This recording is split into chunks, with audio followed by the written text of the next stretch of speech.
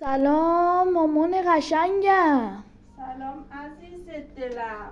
شام چی گذاشتی؟ همون غذایی که خیلی دوستش داری. به به عزیزم من مدرسه اومدی خسته. دستت درد نکنه. خواهش میکنم عزیز به دلم.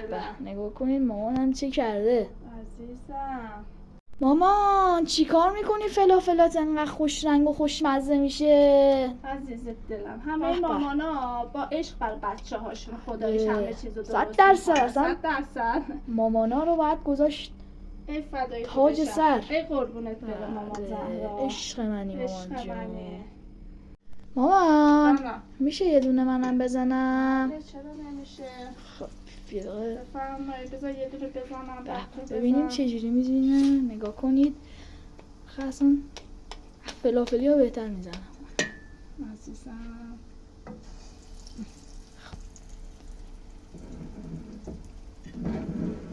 اصلا فلافلا رو آدم میبینه میخواد بخورتشون. خام بیا عزیزم. دست درد نکنه. اینم از چیزی که بفرمایید. مامانم باش فلافل میزنه. آقا بزنیم ببینیم میتونیم بزنیم.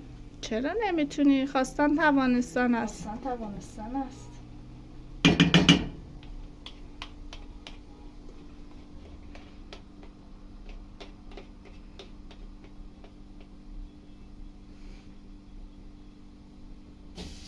آخ آخ اصلا اشکالی نداره. صاف افتاد. صاف افتاد. ببینم. صاف افتاد.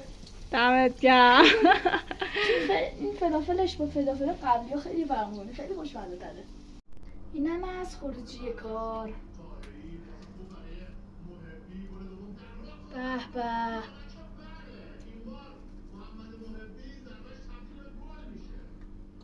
از یه شاش هم نمیتونی نبایی. عالیه.